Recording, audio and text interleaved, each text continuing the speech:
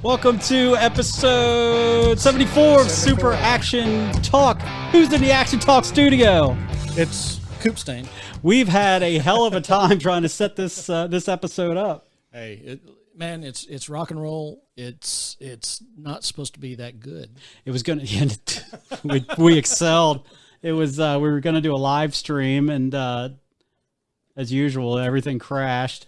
So, but there's always got a backup. We always have audio, and since we're such rockers, we specialize in audio. That's right. So, what have you been up to? It's been like a year. Oh, geez, man. Let's see. Well, got married in October. Congratulations. Had some promotion stuff happen at work. That's kind of cool. Mm-hmm. Man, just living, just same old. Getting an occasional acting gig, doing some guitar tech stuff for the Skank Banger Boys, and just the usual. What kind of acting stuff have you been doing? Man, the usual stuff: killing, maiming, destruction, and getting killed. Are you doing stuff with what is that called? What's that channel with all the murders? Well, actually, I've been on Oxygen and Lifetime and the Weather Channel. The Weather Channel has one of these shows out now. No kidding. Yeah, it's what's the name of the show? I've been on a couple episodes.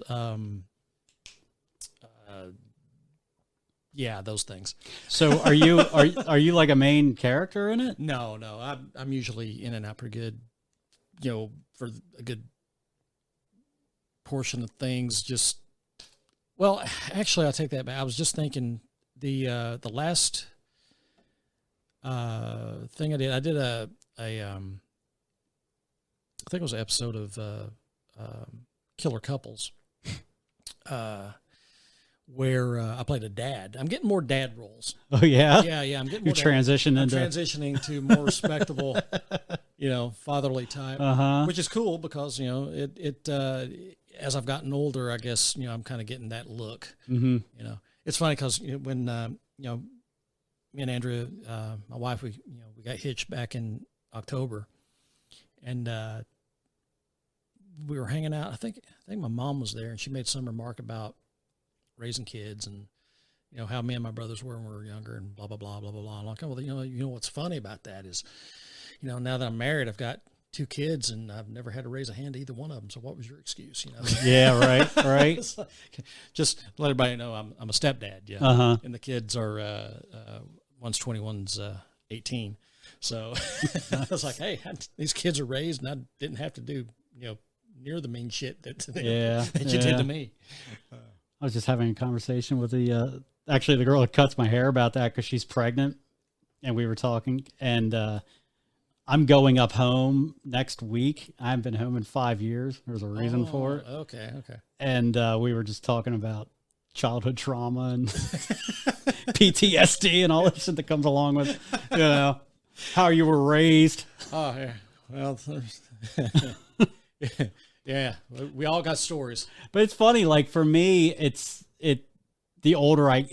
coming out more. Like the older I get, it's just like, I'm starting to like realize things like, yeah, I shouldn't have been raised like that. Why was that like that? Like you kind of, when you're young, you just like, oh, this is how it is. Yeah. It's like, and everybody was in the same boat. It was no one, everybody got equal punishment, right? Yeah. So now it's just kind of, I got hit with boards at school just like everybody else did. Mm-hmm. Beat with paddles.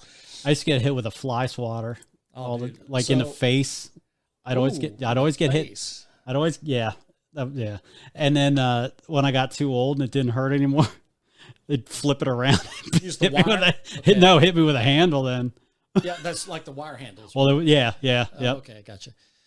Man, like, I don't know if I'm already in it, so I'll tell it. It's a super action talk. It's a super action talk. We're about ready to get in some action. Right. So some of the best beatings I ever received. Rank them. Yeah, well, man, there's a few. Not to say I wasn't out of line. Right. But no, I got when I was probably 5 5, 6 years old, and my grandpa was with me. We were at like a convenience store in southeastern Kentucky in the late 70s, and I have to put that in there. Sounds like a country song. Yeah, it could very well be. Anyway, me and my little friend were running around. The lady that owned the store ran the store, and her daughter was always around too, and we were friends, and we were out playing, and Grandpa was like, don't go, outside past a certain point, don't get close to the highway, blah, blah, blah. Mm-hmm. And I was like, okay. And in whatever reason, I wasn't paying attention, I went too far. Well, he came up behind me with a piece of copper pipe. Jesus Christ. like a 1/4-inch OD piece of copper, and just wore me out. Really? Yeah.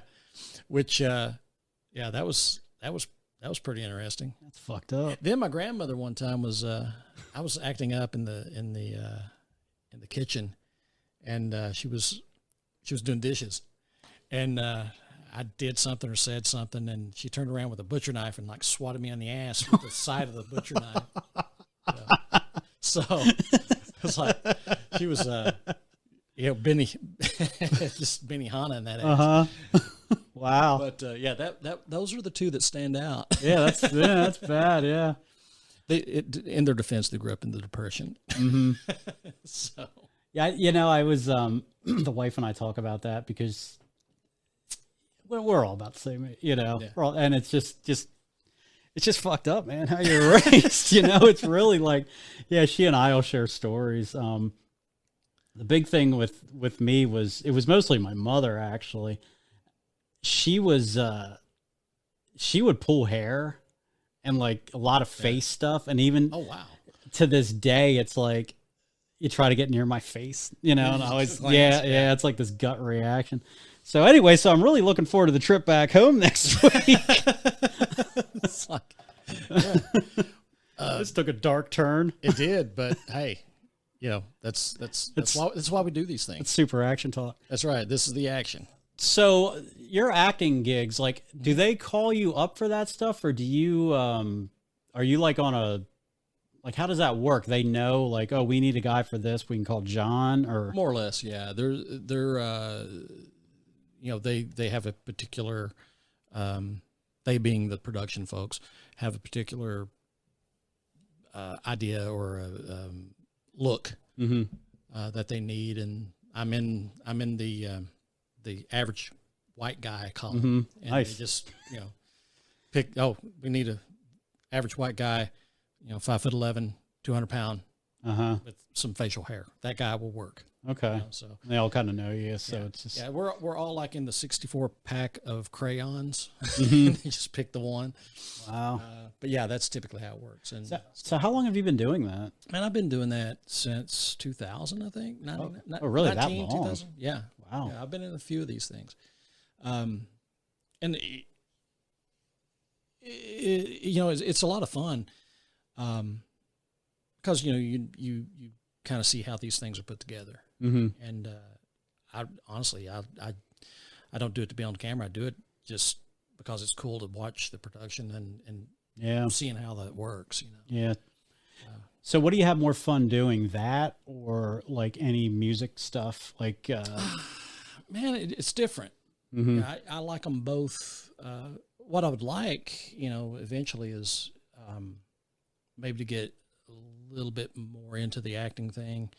I've had some speaking parts, and I've had some leading stuff, and that's always a lot of fun because it's just different muscle. When I'm in the mood to do the music thing, I do the music thing. When I'm in the mood to do the acting thing, I do the acting thing. Yeah.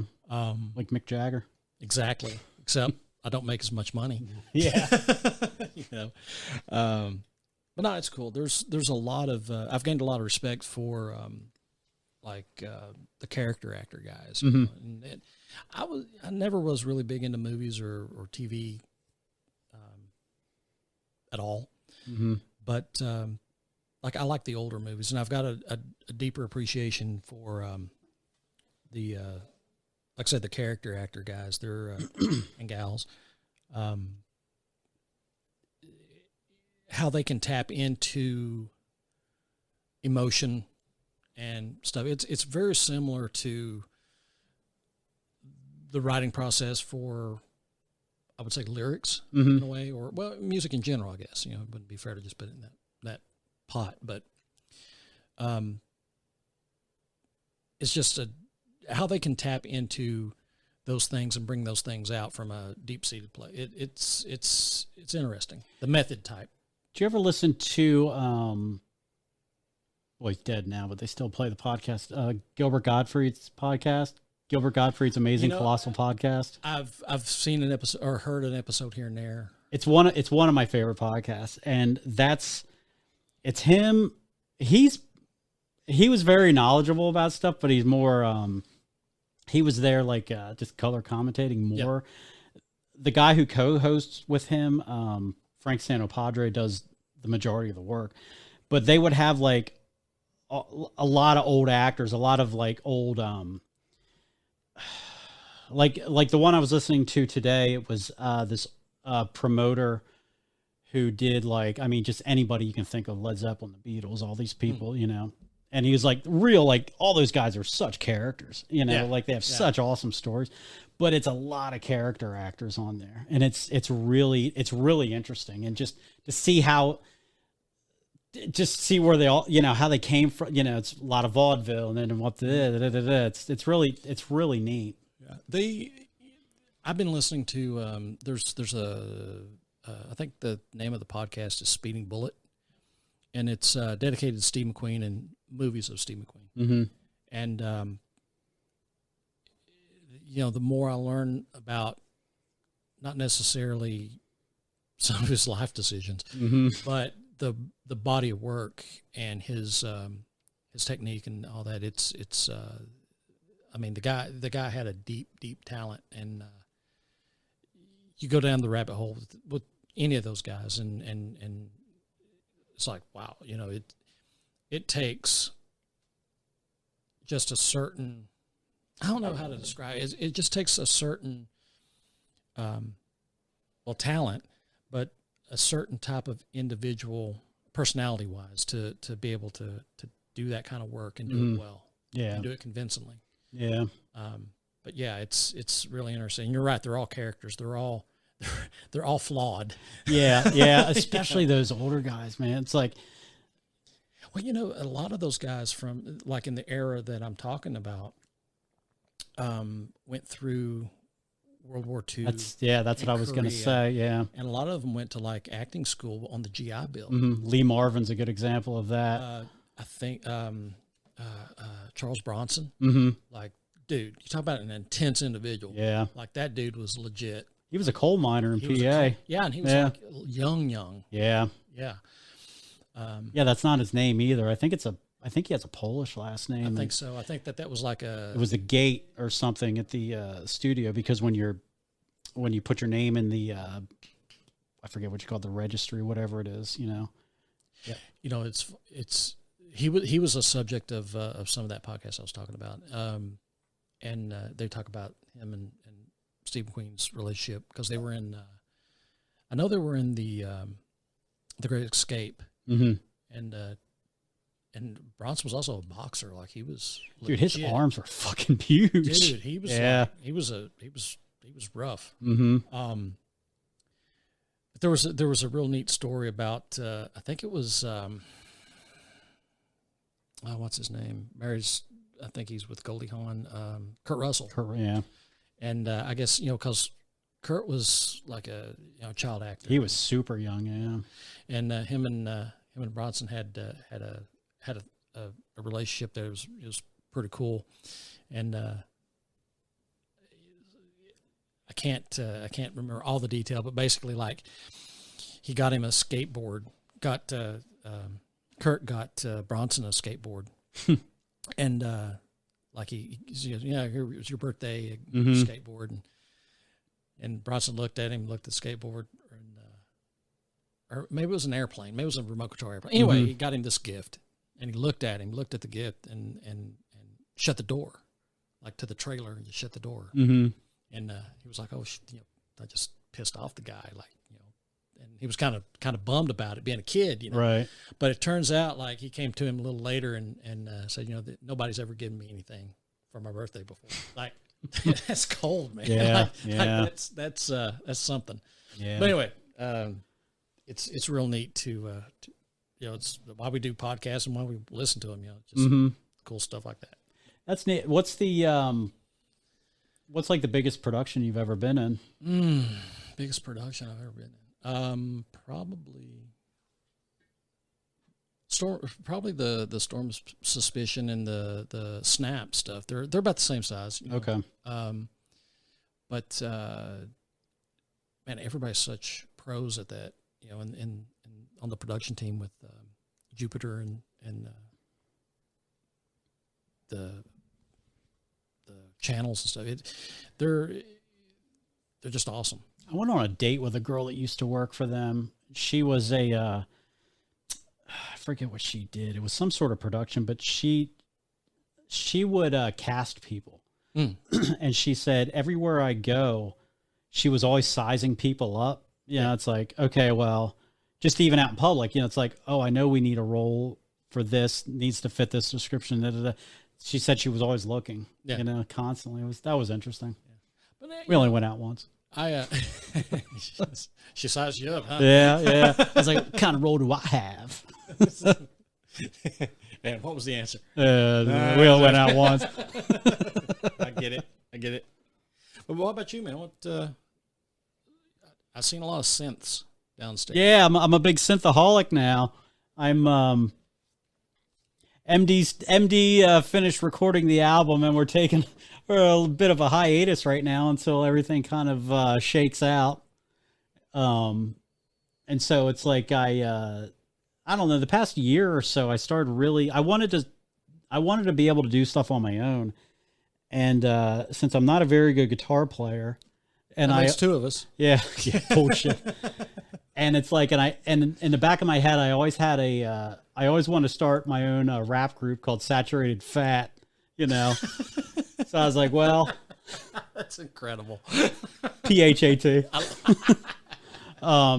Nice. I don't, anyway, I always like the sound of synths, and it's like, I just wanted to kind of be able to do my own thing, so it's, yeah, it's gear, it's just more shit to buy that I can just kind of sort of play, but, yeah, I've come up with some, if you want to call them songs, it's like, it's more like kind of soundtracky kind of stuff as it is. Soundtracks or songs, man. Yeah, I guess.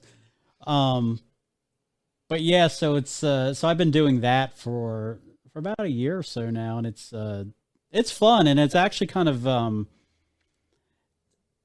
it's kind of I think it's helped my songwriting actually, like just actual songwriting, like, where to add this here, pull this out here, you need tension here, this does this, that sort of shit. More of an arranging type. There you go. Yeah. It's which I started to get into way more with the last MD album, and this is just kind of another extension of that.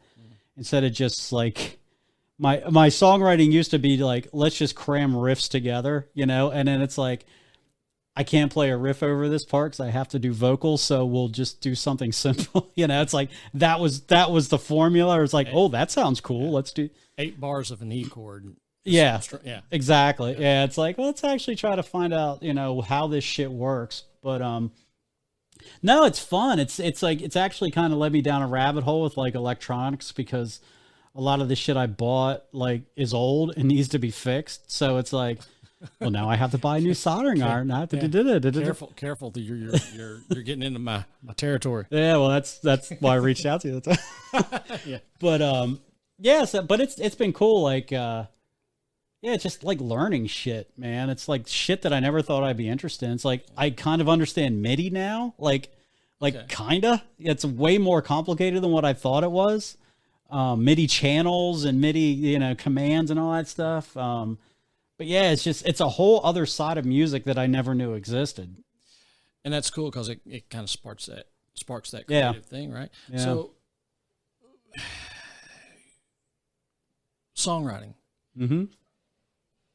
When you're writing, do you usually Which I know you talk about the riff thing. Mm-hmm. Is it usually a lyric first or riff first? It's never lyrics first. Lyrics are always the very last thing. And they're the hardest thing. Yes. Way harder than instrumentational. The way it was all it would always, even now with the synth shit, it's more riffs. It's like, oh, there's the new cat. That's Norm. Oh wow, look at Norm. You named after Norm Macdonald. our other cat down there is Kitchener Leslie. She's named. That's a Norm Macdonald joke. All right, cat. What were you saying?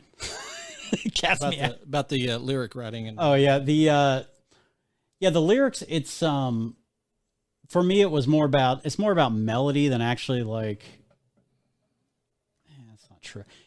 Melody's first, and then it's more just like storytelling. It's not so much because I'm not a good singer, so it's more attitude and just playing to my strengths than anything.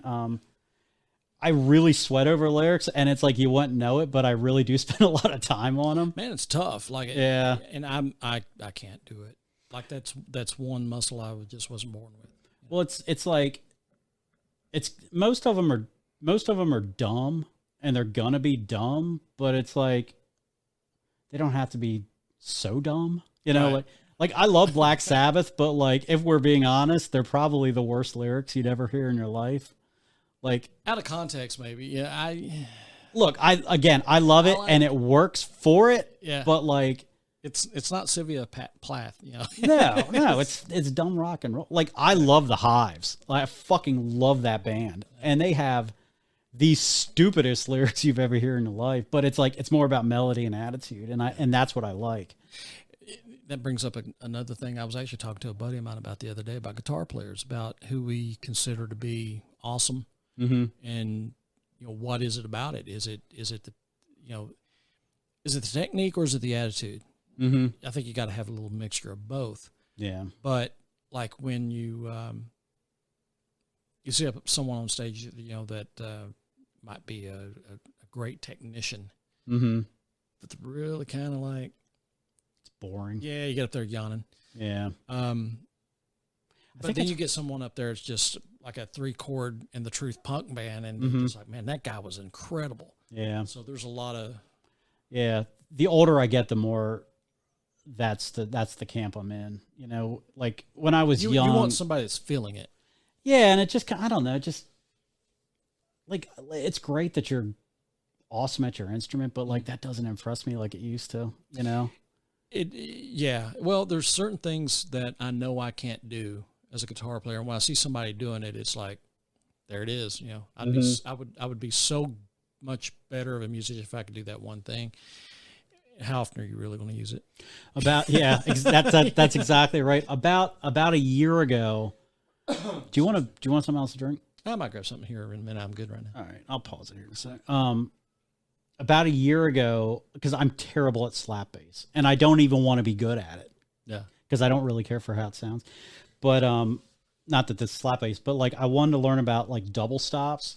There's a John Fogerty's one of my favorite artists of all time, and he did a live album in the late '90s. I actually saw him on that tour, Premonition. He played with all studio guys, and they're just fucking studio guys. Yeah, they're so good. Creedence was better, but whatever. But that bass player, there's a part in the live version of Old Man Down the Road. It's at the end where he makes this sound, and it's like for 25 years, I didn't know what the fuck it was. And so I started like looking it up and trying to figure it out. And it's like, oh, well, that's like a weird double stop. It's like a chord kind of thing, and I can't do it. Like I tried for 2 weeks and I gave up. So it's like, I'm never going to use this. It's just in your ass. Yeah. You need that thing. Yeah. And I still don't know how to do it. Yeah, that's the deal. Like, so, there's this guitar player I've been a fan of for years, and he's just incredible. But he's no longer with us, but he's recently been the subject of a documentary. It's coming out soon. It's the guy's Danny Gatton. Okay. Telly player, just a complete mutant. guitar player. He played everything. Like he played rock, he played rockabilly, he played jazz, he played country. Mm-hmm. And there's, you remember back in the day, there was the Hot Licks video. I think it's Hot Licks, or it was the other one, Star Licks. One of the two did a video with him, and it's, you know, you can find it on YouTube.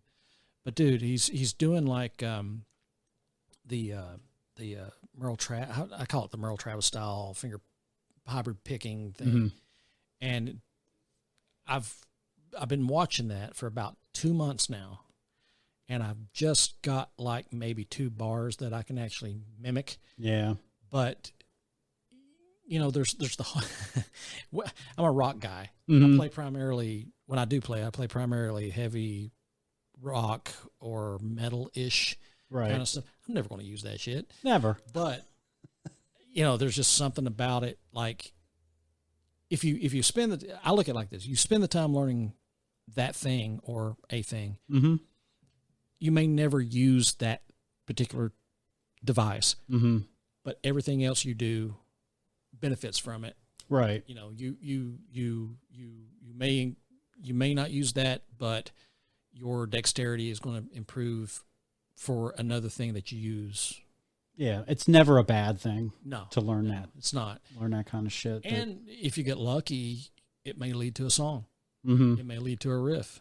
You know, it may bring something out that wasn't there before. So that creative thing can get sparked like that. Right. That's something I think like maybe you were kind of alluding to is through the synth. It's opening up doors to other things that you wouldn't necessarily have done before. New music. Right. Where, you know, like if I'm trying to do my best imitation of a hot telly player, I may, you know, come up with another riff or another technique or something. You know what, the synth stuff, what it's actually really made me do is appreciate like especially 80s music more, you know, like pop music, like just the like, because I know how hard that is now to do some of that shit, and like the amount of production that went into it, like it's I don't, you know, because I grew up with it and it was just kind of like, yeah, whatever, you know, you're just, but now I'm just like, holy shit, like Phil, like you compare it to what's out there now. Yeah, it's not even a fucking contest. Like the quality of songs too. Not all. I'm not talking about like some of the stuff that's like you have to dig for. You know, there's good stuff out there today that was made today. Right. But you kind of have to dig for it, and that's part of the fun. Mm-hmm. But yeah, when you compare just what's on the pop radio to what pop radio was in 1984 or 85, dude, it's palatable, the difference. Well, it's like it's boring. Like the pop music now is it's fucking boring. There's no dynamics. Very rarely do you get a chord.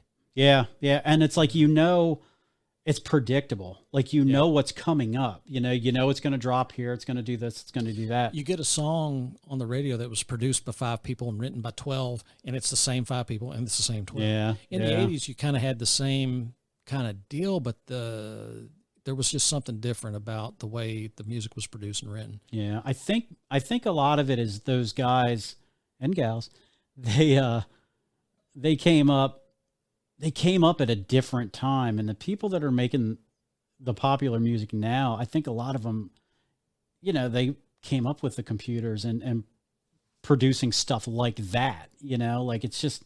Well, I think that's part of it. I think that there's nothing wrong with being able to produce things at all. It's, you know, I don't want to get off my lawn. Get off my lawn. Man, we're boomering the fuck out of this. Yeah. But not like working with a real producer. Mm-hmm. Working with somebody that knows arranging and knows that. There's plenty of guys that can do what is now I would consider to be more engineering than producing. Because producers back in the day, man, they were just like, they're basically just more, you know, a lot of them got songwriting credit because they knew what a flatted fifth was. They knew what a seventh chord was. They knew what an augmented chord was. Right. I don't know if that's a thing now. Yeah. You know? Yeah. You know, I kind of Quincy Jones was a bad boy. Oh yeah. Yeah. Oh, absolutely. He produced a lot of good stuff. I often think that about Rick Rubin.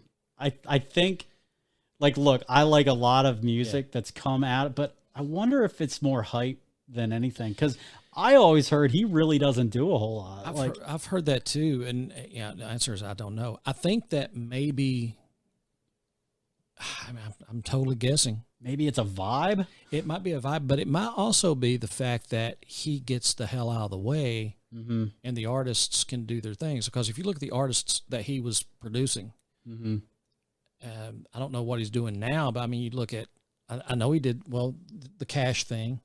He did quite a few Slayer records. Yeah, Beastie Boys. The first one. Yeah, and I mean, I think that he was around in that, when the hip hop thing was in its infancy. Yeah, well, he kind of almost started it. Yeah.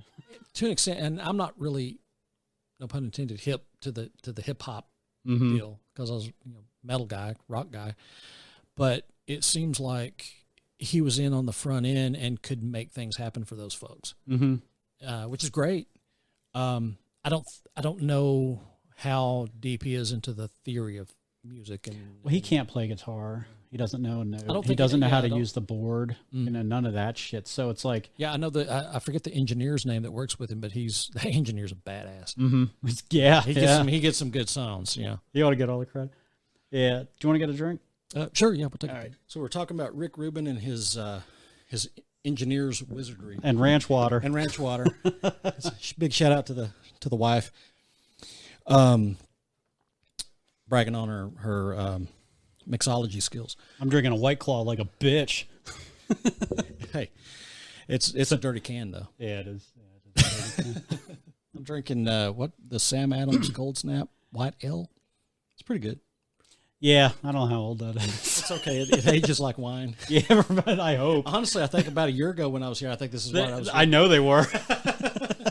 I never drink Vintage. at home. Yeah, right. Yeah, it's a good year. 2020, good year. Yeah. It's got the COVID brew. Right. But no, Rick Rubin, man, I think that his deal, again, is I think that he knows when to get out of the way, and I think that can help an artist get the point across. Yeah, I mean, there must be something to it. Yeah, but he's a little pretentious. So that's what kind of kills me. He has a podcast. I've seen him with McCartney on that. And it's just jerking each other off. I take that. I've seen bits of it. I haven't seen the whole thing because I am a Beatles guy. But I haven't watched the whole thing. Did you watch the Beatles? What was that called? The look at this guy. Come on. Norm's on the table. See, if we had a camera on, that'd be a hit. That'd be awesome. Yeah. Best looking one in the room. Yeah, he's a black beauty. Yeah.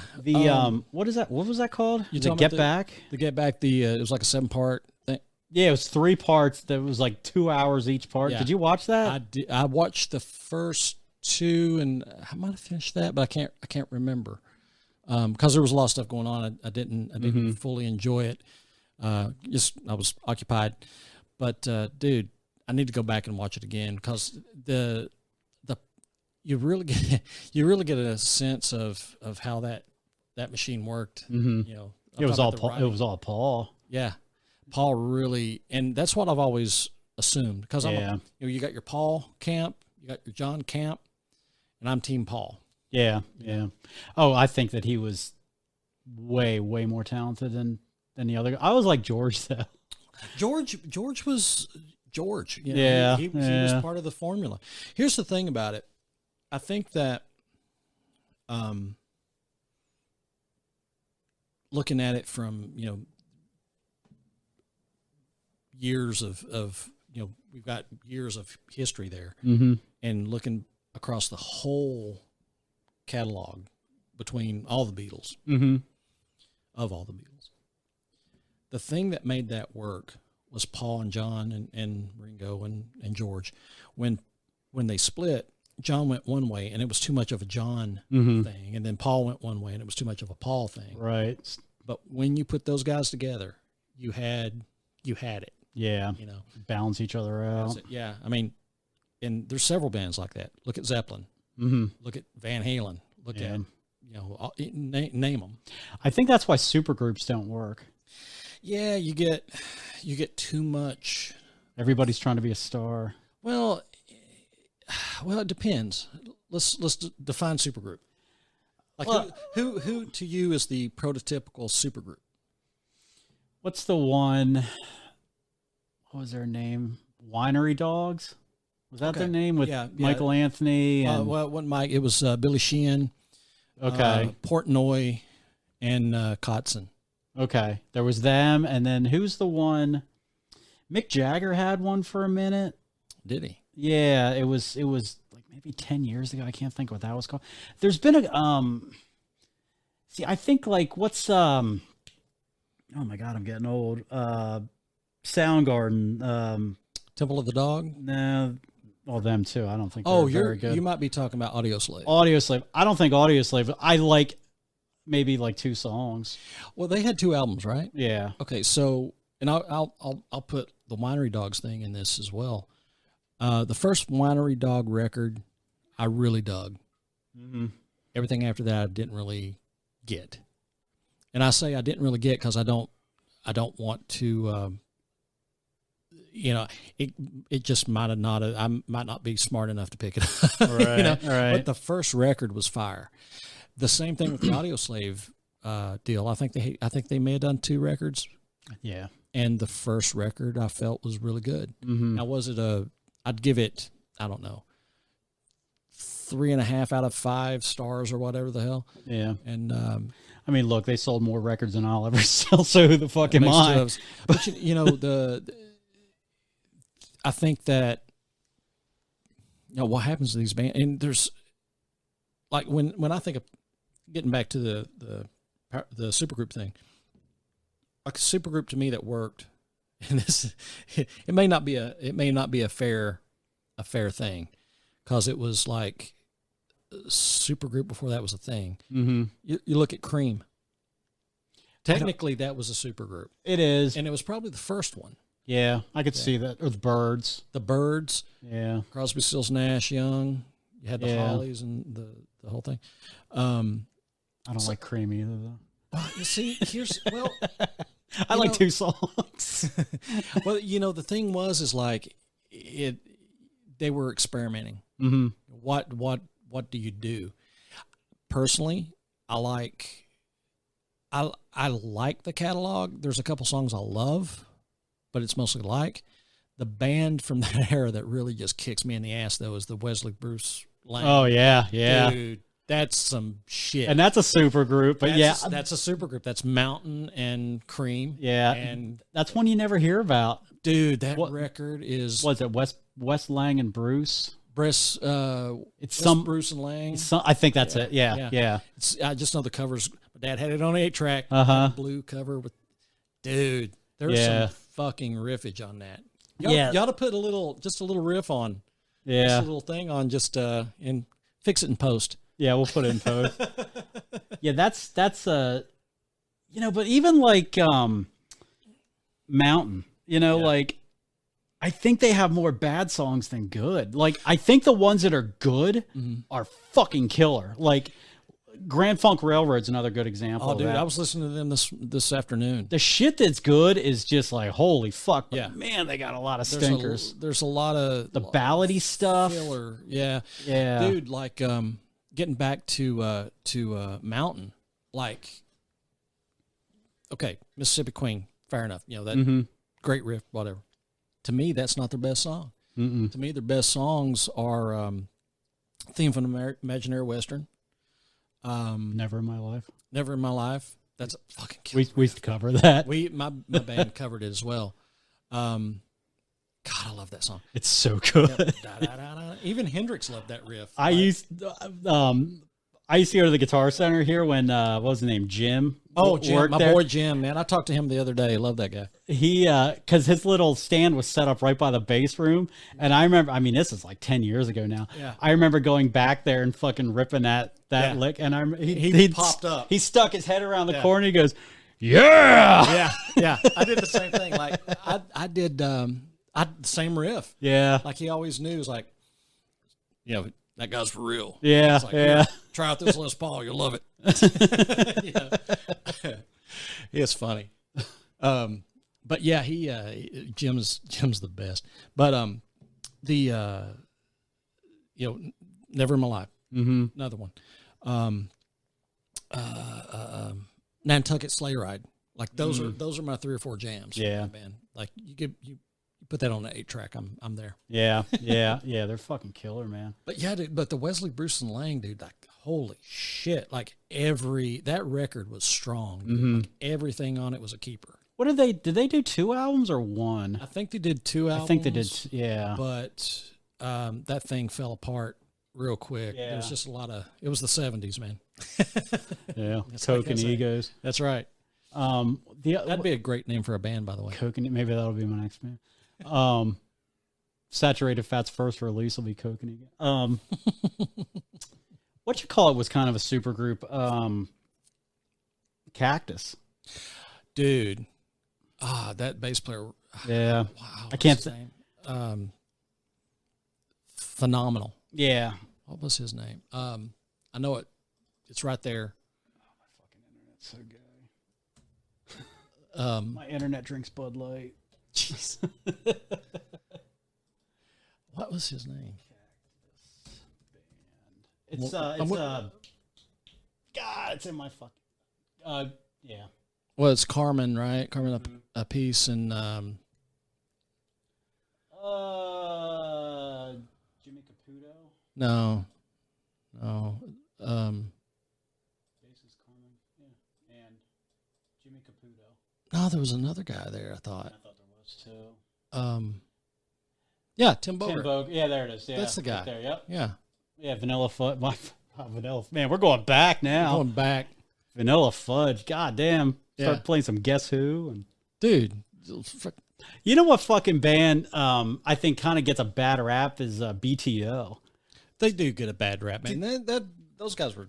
Dude, they got some killer fucking songs, like the hits. Ride. But they got some other really kick-ass songs. Dude, one of my first cassette tapes that I ever bought was the best of BTO. Nice. When I was like 5th grade. The fuck's the name of that one song? God damn, now we're just gonna be on the internet. Hum it. Gotta hum it. God, Not Fragile. That's it. Oh yeah, dude, that's such a killer. Is that on? It's on Not Fragile. Okay, yeah, because there's like one 4-wheel drive or something, and yeah, had the gears and the thing. Yeah, that's it. Yeah, dude, like right now I'm trying to think of like the album art.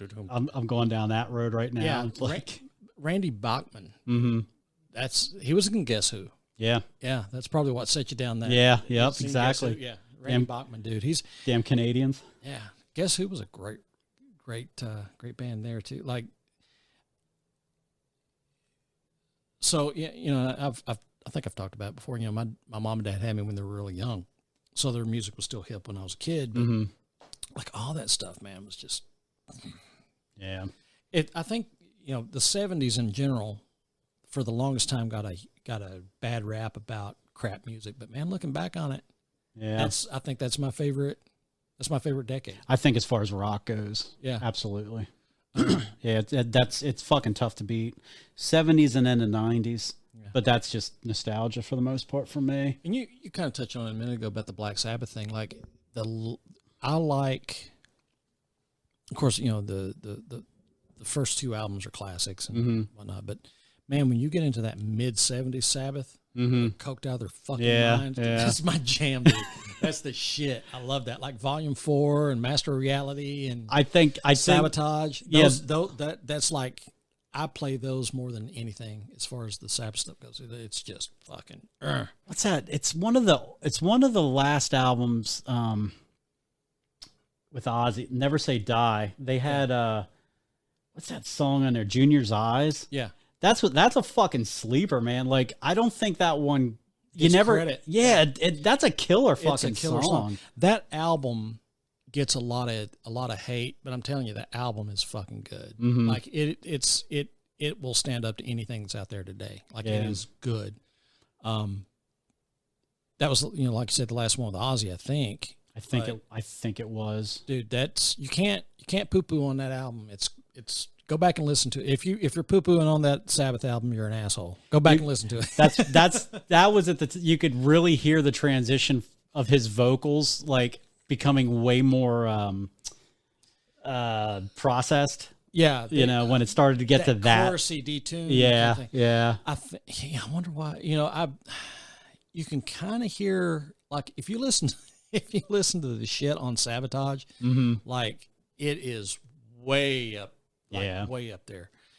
And I think that him trying to pull that shit off, even though they were detuned to God knows what, I think it really fucked his stuff up. Yeah, that and the half of Peru that he put up his nose. But the better part of Peru, I think that he needed little help. Yeah, there, yeah. Which is fine, man. It's help is okay. You can't, man. 70s and early 80s Ozzy is just, it's fucking great. Yeah, it's just amazing. I think like The Right is one of my favorite songs. The Writ. The Writ, yeah, Writ. That's a good dude. It's a long one. It's a cool one, and dude, there's a lot of venom and pissed offness. He sounds fucking mad in that one. Yeah, it's great. I love it. That's a killer fucking song. But you hit on something earlier about the lyric thing. Mm-hmm. Like, the lyric writing got better. I think, way better. And I think that's one of the reasons why I prefer that. That and the other stuff has been played on the radio so much. Yeah. I still love Iron Man. I still love Paranoid, and it's part of my DNA. Mm-hmm. But man, that 70s or the mid 70s stuff for Sabbath for me is just all muscle. That did you ever see like the live stuff where the drum riser was like, yes, it was like 3 stories up. It looks like they're on fucking Mount Rushmore or something. It was like a castle. Yeah. Well, hell, he did have a like the Diary of the Madman tour. It was literally a castle. Yeah. But dude, yeah, there's some old video of I think they're doing like Symptom of the Universe, maybe, and it's on Don Kirshner's rock concert, and it's got the confetti and the whole, and Ozzy with what's up with the white fringe? Yeah, right. Yeah, the Ozzy's fringe with benefits. Yeah, and clapping his hands. Yeah, doing the frog leap. Yeah, that's my Sabbath right there, dude. That is so fucking good. I love it. Like you can get a contact high watching that shit. Did you ever see the concert of them? It was during the, what is that? Is it the US Festival? It's got to be like California Jam. 74. Is that that's what it was? Yeah, because that's with the rainbow in the back. Yeah. It's like during the day. Yeah, dude. That concert. There's so many good bands and shit on that. That's the one where Blackmore like blew up his amp. Yeah. With kept going back. Yeah. I just watched that not too long ago because I heard about it, but I never watched it. What the fuck? Yeah, dude. And again, and we've talked about Deep Purple when I've been on here before, but that 70s, man. Yeah, so that's my time. Nice. What do you want to do? You want to do some balls deep? Might as well, man. Sound effects is the best. So, John, yeah, do you prefer chunky or smooth peanut butter? Balls deep. Neither. Really? Neither. I used to be I'm a chunky guy, physically and my peanut butter. But no, there's this stuff called cashew butter. Okay. And again, the wife introduced me to this a while back. I didn't know it existed, and that's what I insist on. Cashew butter. Yeah, dude, it's a game changer. Is it sweet like peanut butter? Or? It's sweet like cashew. It's cashew peanut butter. Yeah. Wow. Sorry. But no, that's that. If you haven't partaken, take a hint from Uncle John. Is it bad for you? Probably. Okay. So it's going to be badass. Yeah, so it'll be good. All right, because it sounded like it might be good for you. It's like, man. It probably isn't. It probably causes birth defects and cancer, but you know what? You can't live forever. No. And who would want to? Good point. You can't take it with you. So, go in for the good times. Okay, so since we're on the subject of food stuff, what's the hottest thing you've ever eaten? Balls deep.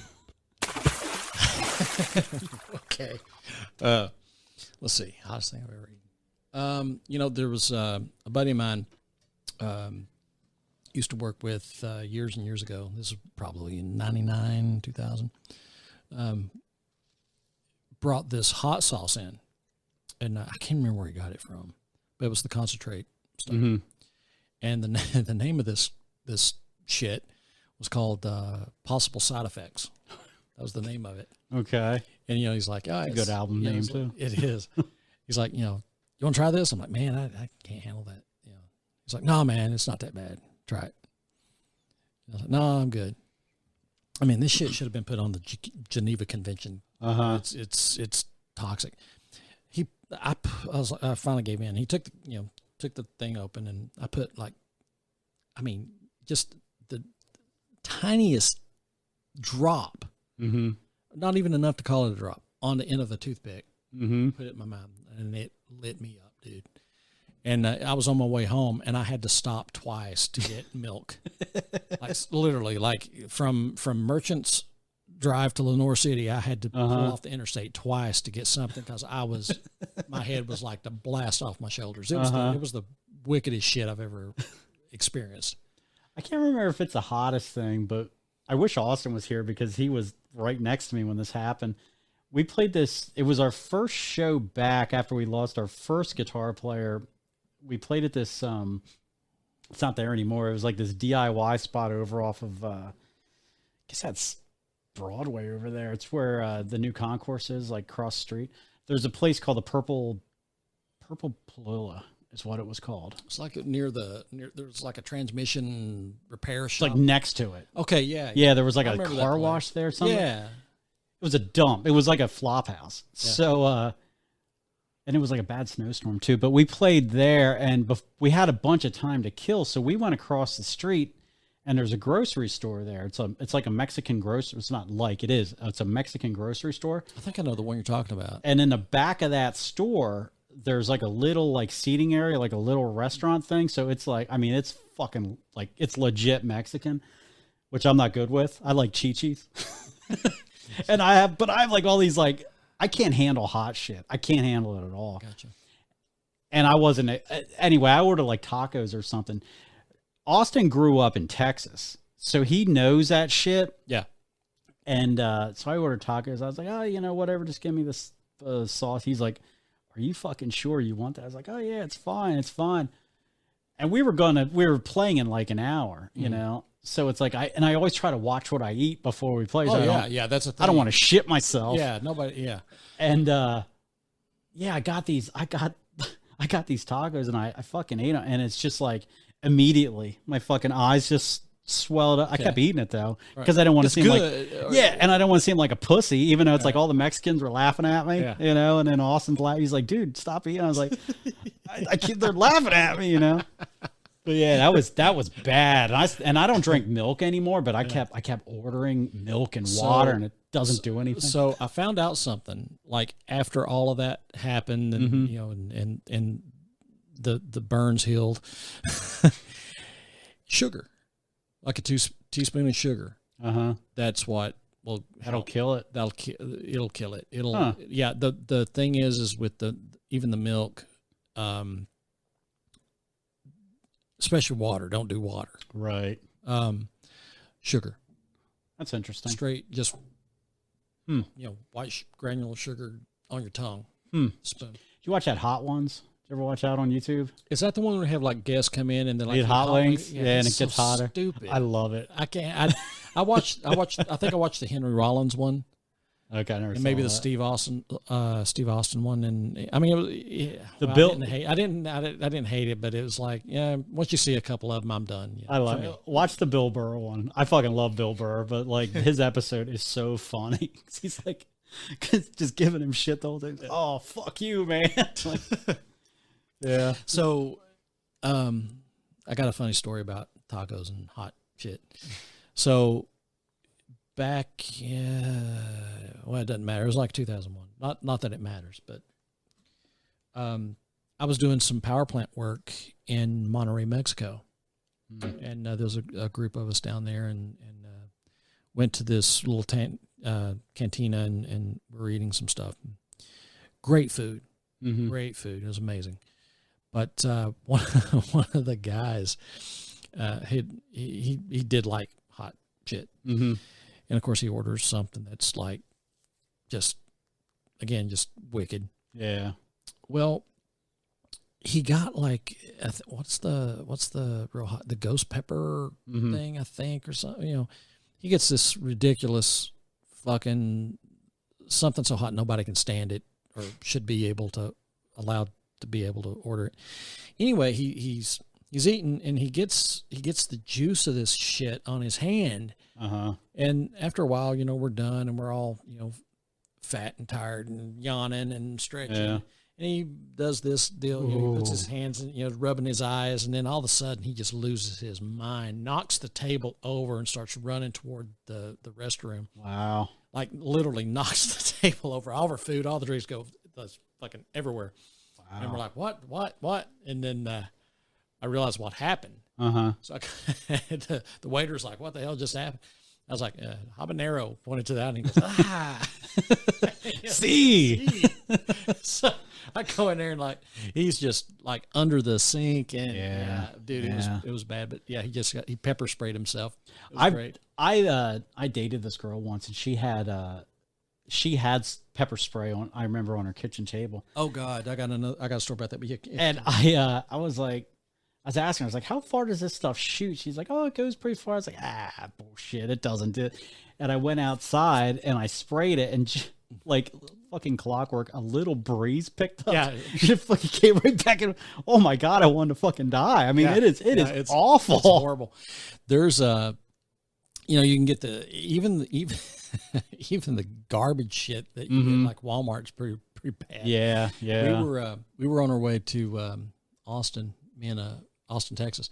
Me and a friend, we just had got out of tech school, and we stopped at a Walmart. We're in a Ryder truck, and he's like, "Man, we should get some pepper spray or something just in case, you know." Mm-hmm. So, all right, sure, why not? My mother's calling. That's all right. You can answer if you want. You want to put her on? Oh, that'd be great. Anyway, we stopped. Excuse me. We stopped at this Walmart on the way somewhere. I think it was Arkansas, and he got one of these keychains. You know, with the little thing. Yeah.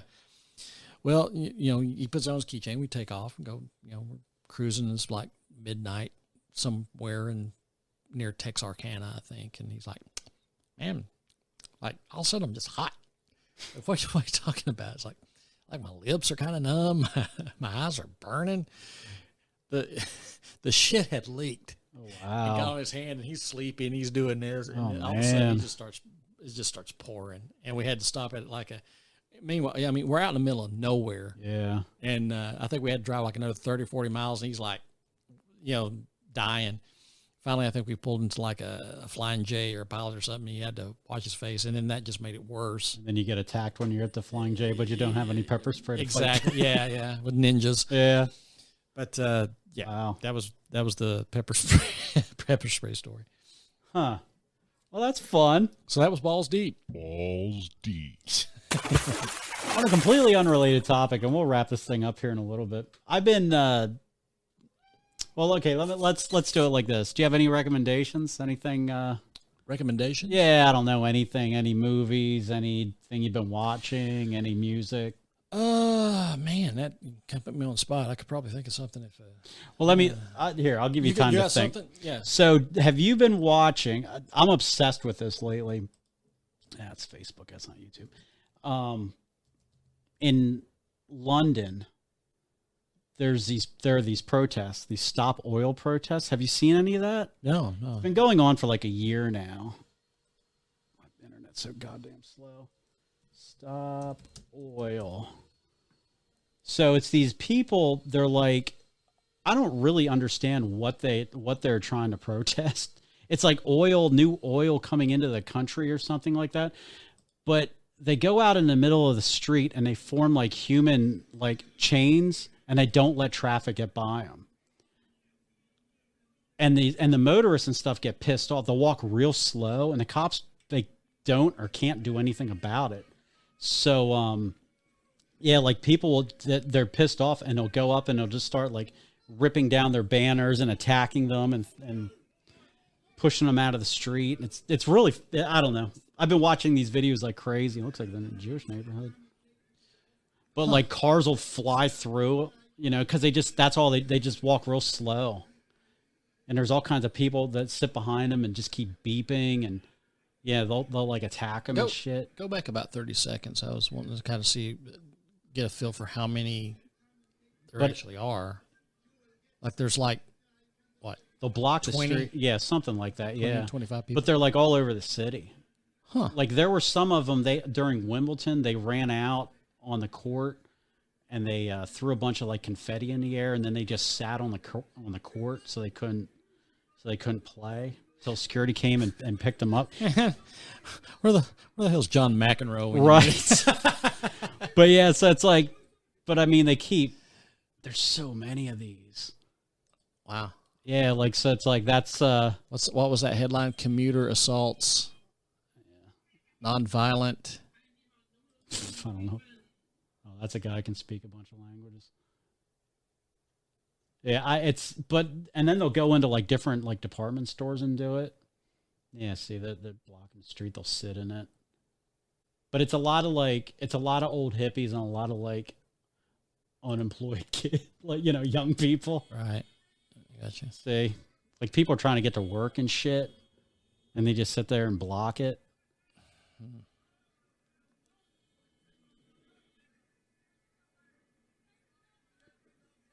But it's like I watched a bunch of these videos, and now it's like I just keep being fed them. Why are they? Okay. Yeah. Whatever, you know, dude. I gave the press. Yeah. Like, screw you. I got any wanker. Yeah. Yeah, it's yeah, so that's my recommendation if you want to watch some shit. Like it like infuriates me, and I'm like, you know, 10,000 miles away. Yeah, it's you like know? I can't deal. Yeah. There's enough drama that I get just going to freaking the Walmart. You know, Yeah. I don't need to. Yeah, but interesting. I was trying to think like Pet peeves, anything. Pet peeves. No. You know I can't think of anything, man. Like, I'll tell you what I've been listening to lately. All right. Okay. So I've been on a jazz kick. Really? Yeah. Okay. Figured it out. This is my recommendation. All right. A fellow by the name of Wes Montgomery. Okay. Guitar player, jazz guy. But he's like one of these unsung guys for like our younger generation. Mm-hmm. And I include myself in that. Yeah, I don't know. I would, you know, if you're a guitar player and kind of interested in something different or something new, go check out Wes Montgomery. Okay. Or Danny Gadden. Okay. There's two recommendations just off the top of my head. All right. And of course it's guitar centric because that's the kind of nerd I am. Yeah, that'd be my recommendations. Go check out some Danny Gatton and some Wes Montgomery. And what's the podcast? Steve McQueen. Oh, the Steve McQueen podcast. Yeah, Speeding Bullet. Okay. It's done by this fella in Canada, who's kind of a fan, but he's got some really good stuff, really good intel. He works with, doesn't work with, but he's got a lot of authors and movie buff type guys in there. It's pretty interesting. Didn't Steve McQueen? Didn't he become like a born again Christian at the end of his life? Yeah, right at the very end. Yeah, that's how you do it. That's how you do it. Just in time. Yeah. Yeah, he did. He had cancer, and it was pretty rapid. Mesothelioma. I'm sorry, I can't pronounce The that thing they always have the lawsuits on the. Yeah. Mesothelioma. Thank you. He worked in. Well, he was in the Navy, and they think that might have been he was working at one time on some pipe insulation. Okay. In the Navy and steam pipes back then, even up until recent times. The insulation that they used on those ships and power plants had that asbestos Right. insulation. And they think that's where he got it. Okay. But he died real young. He was like 50 years old or something like that. Well, I thought he was older than that. No, Huh. man, 50-year-old. He looked like he was about 70. Yeah. Well, the thing was, is 50 years old in he died in 1980, but 50 Mm-hmm. years old in 1980 was different than 50 years old in It's 2020. nuts. It's not the same. No. I'm 49. Yeah, I say I'm almost 50. Yeah. I turned 49 in June, and yeah, dude, like a 30-year-old in 1970 looks like I do today. You know? It's nuts, man. You know, it's like, and then on the flip side of that, like you go into like a grocery store or something and you see a guy who's probably 35 years old wearing like a Deadpool t-shirt and like slippers and pajama pants, Yeah, like, Crocs. Yeah. Like what the fuck is going on? You know? Yeah. But yeah, you think, like, I saw a picture. I think it was either yesterday morning or this morning. You know, it happens when you're old like me. You know, the days and nights run together. There was like a picture of an 8-year-old boy with a fucking pipe, dirty face, work clothes, and a small pickaxe. Like this little guy was going to work in a mine. Yeah. I'm like, holy shit. And then I got to thinking, my granddad, the one that beat my ass with a copper pipe, it was a small copper pipe. It just could fit. He went to work at 11. Yeah.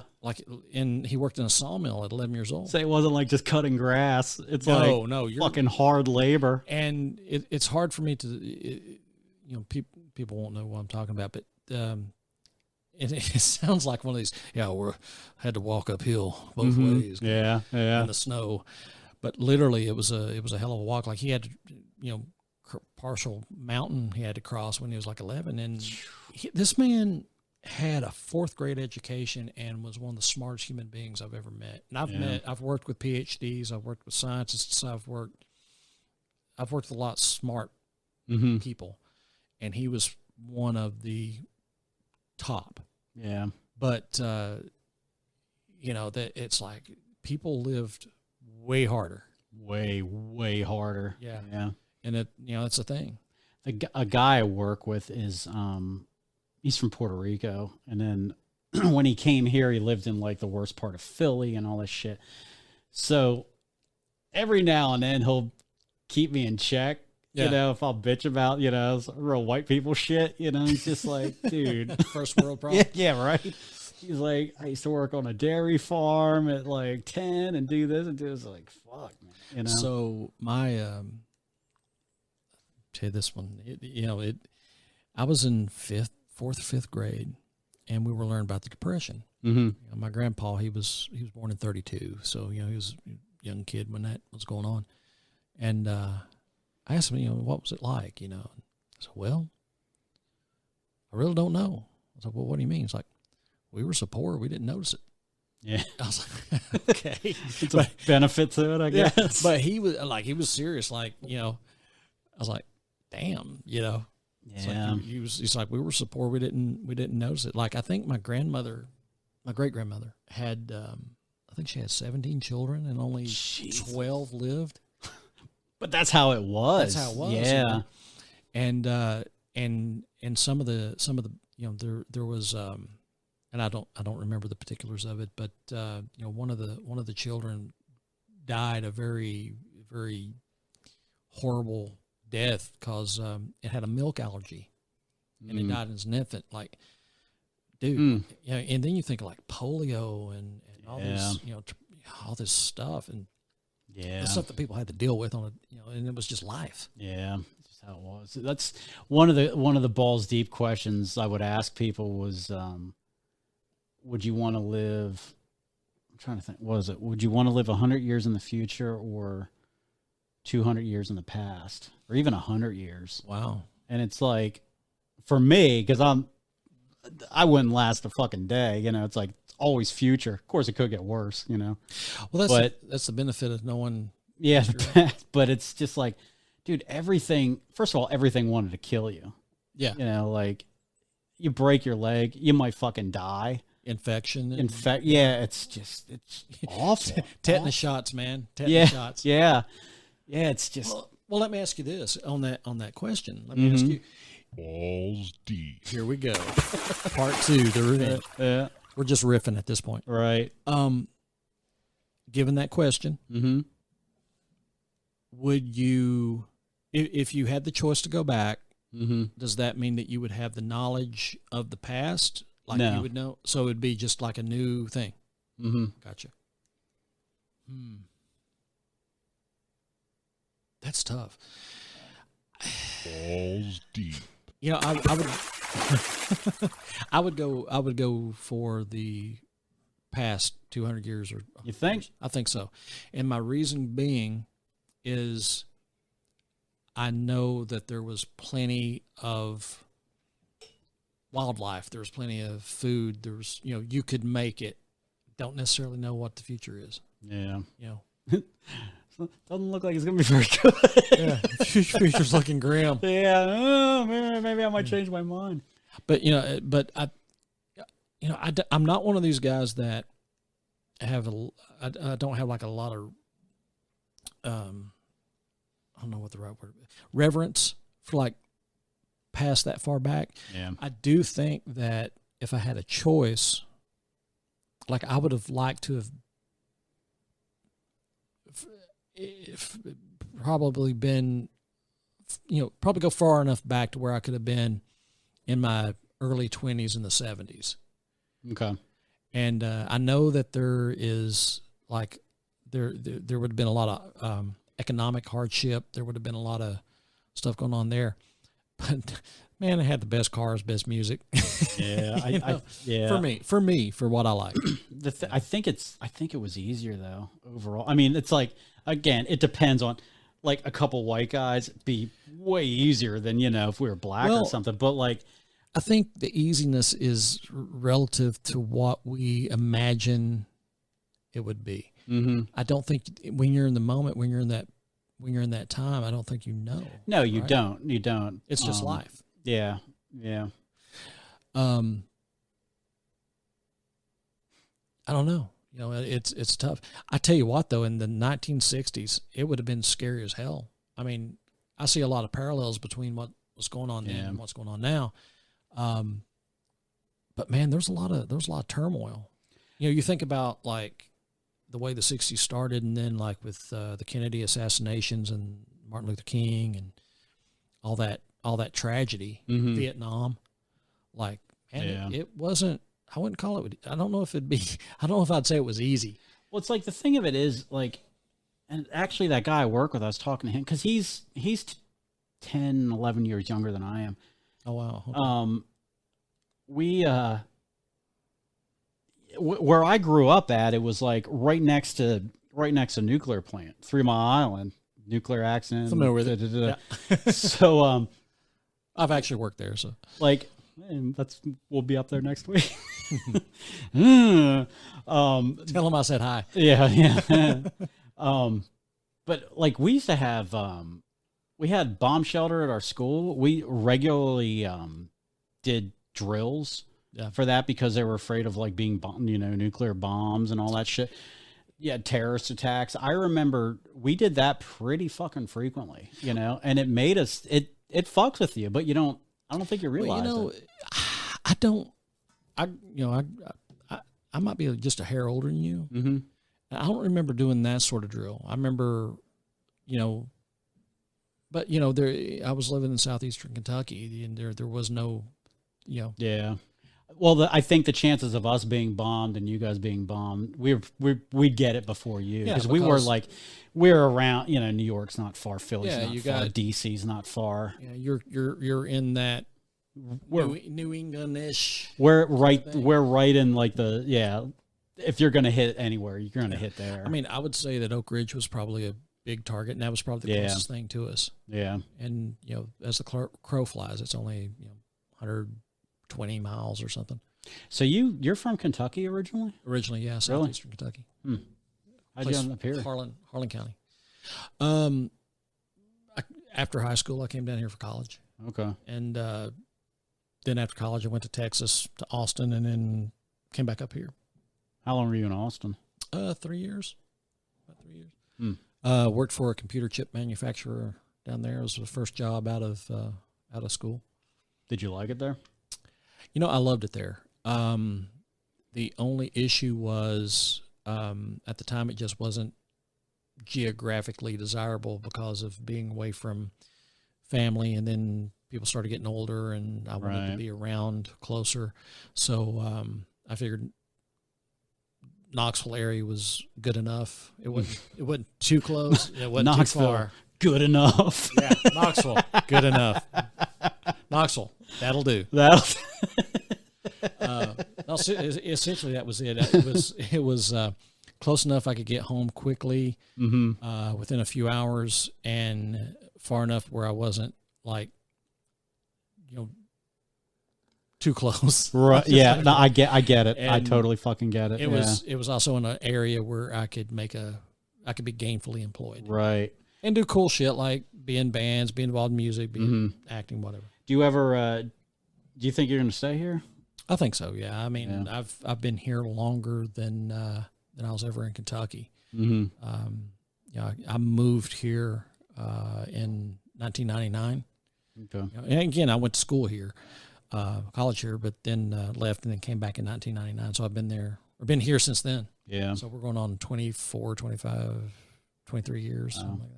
I just hit 20. I've been here for 10 years now. It's 2013 I moved here. Yeah. I came down in 94 for college, and did that and left and came back. It's cool, man. I do dig it here. I was thinking like that's been 29 years ago. Isn't that crazy? That's nuts. Yeah, I'm coming up on my 30th high school reunion. Yeah. So, it's a good time. So I guess we started this podcast dark, and then we'll end even darker. Yeah. Well, that's cool. I'm glad you came over. I'm glad we finally got to do this. Yeah. I wish we would have been able to get the streaming thing working, but like I said, next time you come over, maybe I'll drop a shit ton of dough and get a decent setup. How much is a shit ton? Dude. I need a new computer because the one I have downstairs I'm using for music. I could probably do that one up here, but I want a but the thing is, like, taking all that shit it's just a pain in the ass. So it's like I'm just going to get another one. The guy I work with, he's good with computers. He's like, I can do this and do it, and I think it's like $700 for like and he's like, that thing will be good. I was like, what? I don't know shit about computers. Whatever. That's one of the benefits about computers nowadays is like youngins don't know what it was like. You can get it's amazing what you can get for $700. Right. So it's like that, and then I wanted to get some some legit cameras instead of my cell phone, and then I'll go down a rabbit hole. Then it's like, okay, well now I need a camera switcher. Now I need this. Lighting. Yeah. That's very important. Lighting is extremely important. I'll get a green screen so we can look like we're traveling through space or something. That'd be awesome. So my buddy Andy Wood, I do a lot of work with Andy, and his setup for he does a Wednesday live broadcast. But yeah, the whole lighting rig and stuff to do it right is, you can drop some dough. Yeah. You can drop some dough. So, I'll see what I can do with that. Luckily, I think during the pandemic, so many people started to do this shit. You could probably find, relatively used stuff, like on Marketplace or shit that's not going to cost $1 million. Probably. eBay. Yeah. Those people get into the podcasting game and then get out pretty quick. And it's something I've actually thought about doing, but I just don't know what lane I would be in. Right. Or maybe that would be the thing. Well, it's like the thing of it is that's kind of the thing I struggle with this, where it's like, the thing, how we were doing it forever was like with music. This is actually the first time I've never done it with music. Was, everybody picks song, blah, blah, blah. And I think that's cool. Yeah. But the problem with that is you can only do it on Spotify, because of the licensing and all that shit. So it's like, that's the only place you could listen to that. So what I started to do was I would take the audio from that and then put it on our YouTube, Yeah. page, but then where the song was, I would put a link so you could actually listen Because to the song. The monetization. Yeah, and it's the only way I could think of getting around it. But it's like Gotcha. it's too much work. You know, people aren't gonna just start clicking shit. You've got editing on both sides of the. Yeah, and it's a lot. So like, I think it's better to do it. Keep it simple. Mm-hmm. You know, I was thinking maybe like do it more like just geared towards like Knoxville. You know, Yeah. so you know it's like keep it in the have its own thing. You It's know, lane. music Knoxville or whatever, people that I like in Knox, some sort of not local thing. You know, instead of trying to appease everybody because you know. Well, you can't. You can't. And it's the same thing. It's actually what I'm dealing with music right now is trying to find our audience, you know, instead of like trying to appeal to like rock and roll guys. It's like, no, it's like you have to be more niche than that nowadays because there's so much out there. There's so much out there and there's so, yeah. There's a lot of noise. Yeah. There's way too much music out there. And yeah. Well, is there? Yeah, there is too much bad music. Let's put it that way. That's kind of what I mean. You know, it's something. And again, I might be dragging you a little longer than you wanted to go. That's all right. Something that has really I've been noticing lately. Like I see a lot of in the music realm, music centric stuff, and we talk about gear a lot, and that's cool. And we talk about a lot of technique or whatever. Mm-hmm. But man, I just don't see. I see a lot of people putting a lot of effort in, like, gear reviews and it's all good and it's all important. I see a lot of lessons. Mm-hmm. I see a lot of people kind of beating up on other people if and now it's got to this guy's giving this lesson but he's doing it wrong. This is the way you should be doing it, right? Kind of thing. And it's just getting nuts. I don't see any people putting out music worth a piss. Yeah, and that's bothering me. Yeah, I see a lot of the other stuff. I just don't see anybody doing anything. Like, I don't hear any songs. Well, I think the thing now is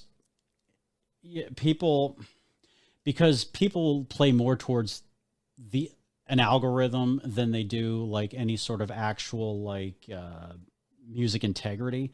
So it's like you just kind of keep throwing shit at a wall.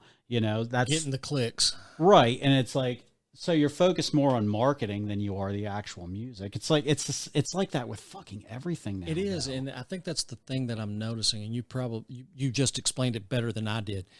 Cause I don't create anything like that. It's, but it's like, why are you buying the gear? Why are you learning the instrument? In the first place. Yeah. The gear review shit's it's been working on my nerves for a while now. Like, so it's not just me. No, and the one of the things that really bothers me is I know a lot of those people, well, they're sending them the gear, the companies are, and it's just like, they're just selling it. They're not really reviewing it. They're selling it. Yeah. And that shit is just there's a bass channel that does that. Like I used to watch it. I think they're out of Germany. And the guy seems very likable and blah blah blah. Boy, you want to watch annoying reviews, watch fucking bass players. Everything is it's just like, oh my God, just play the goddamn song. It's like the guitar thing that it's like nobody plays like that. It's like you're not that's the problem. But you're just selling stuff. See, now I got into the synth reviews. Oh boy. Yeah. Oh, you want to talk about fucking nerds. But there's a guy, I think he's in, a lot of them are European too, which is weird. But there's a guy, I think he's in like Austria or something. And I can't think of his name. I follow him, but he does a review every Friday and they're fun. And it's called Bad Gear. And he reviews shit that they don't like, and it's a lot of old stuff. Sure, but it's funny, and he fills it with memes and makes it fun and all that shit. And and it's like 5 minutes, and it's like that's fucking perfect. And I look forward to that. Yeah, most of the other ones can eat a dick, like. Well, it's just started to because again, I'm the world's worst. I'm the most guilty party out there. I love gear. Mm-hmm. and I'll go check out things. I'll watch things. I'll go down rabbit holes. I'll try to learn. But after a while, it's like it's just annoying. Yeah, it is. You know, I'm wanting songs. Yeah. I'm wanting songs, and it circles back around to what you were talking about, the 80s Mm-hmm. and the quality and stuff. I mean, now it's just like everybody wants to. It's kind of like Nintendo wasn't, Yeah. you know, or a video game. It's like we want to spend our time learning a you know, arpeggiated whatever. Mm-hmm. And again, I started this thing with like how great this lesson, you know, these lessons are. You know, I was trying to copy, but the goal. What is the goal? Yeah. What's going to be your statement? Okay, you can play that exercise. What is your goal? Yeah. You're getting into synth, but you're writing new songs. Yeah. So, yeah, I'm starting to question that. Yeah. Get off my lawn. Yeah. I think one of the. I sound I sound kind of hypocritical. Nah, but, I get it. This is what I think, and this is a long way to make this analogy, but like, I think it's too easy to make music and put it out there now, and it's like, I think there are more bad drivers out there now, and the reason why it's because, and it's like it's too easy to make music and put it out. It's too easy to drive now. Driving has become easy. You know, it's like it's easy. So like, you know, before you had to shift, it wasn't power steering, it wasn't power brake. You actually had to have some fucking skill to drive. Now it's like, well, hell, you got self-driving cars. You know, you can. They've even taken that, yeah. And even if you don't, it's like you don't even have to like look at the road. Well, but people are more. There's more distractions. It's yeah. You make it idiot proof. You'll make a better idiot. Right. That's Yeah. There you go. And that's what we should call this episode. That's the tag. Make it idiot proof. They'll make a better idiot. Yeah. That's good. Cool. Well, I hope I didn't sound too hypocritical about that lesson thing. No. I completely agree. I love that. Yeah. You have to learn the language. Mm-hmm. But at the end of the day, you got to use the language. Learn fundamentals. Learn how to write a song. Learn why this does this, why this works. A big thing I did, then we'll stop, is like I would go through old songs, like or even modern songs, but like understand why they work and why they don't. Like I started breaking it down. Rivers Cuomo did that actually with Weezer. I went on a huge Weezer kick. But great band. Yeah, first two albums. But like, right. It's like, you know, why is this song a hit? Why does this one work? You know, right. It's like, okay, well, this is doing this and this. Like he actually did that with spreadsheets and shit. Like all the number ones from like 1950 something on, because he's such a fucking geek. Yeah. You know, and you could make the argument their music now is worse for it, but I think it's interesting, like just to see what works and why you're doing this and doing that, you know, instead of just making fucking noise and just learn the fundamentals. You can apply it to anything. If it's filmmaking, if it's this, if it's that, like learn your shit and then work on all the other bullshit after it, you know? Yeah. Did you get into this to make content or did you get into it to make music or whatever, you know? So... Yeah, did you get into it for clicks or did you get into it to create something cool? Yeah, and does that really bring you in any sort of happiness? I guess that's the thing, right? I mean, I see a lot of unhappy people out there. There's no money in any of this shit, so it's like it's got to be fun. fun. You got to make it. That's exactly right. You know, there's money for some people, but at the end of the day, if you're not having fun, what's the point? What's the point? Yeah. And you know, I think that we as a species have to have some kind of creative outlet, and you got to learn the language to speak it. Yeah. All right. The end of the day is not the grammar. The end of the day is the story. Yeah. That's a good one. Yeah. Which makes no sense, but okay. Listen, I've been drinking a shit out of this White Claw. So. Yeah.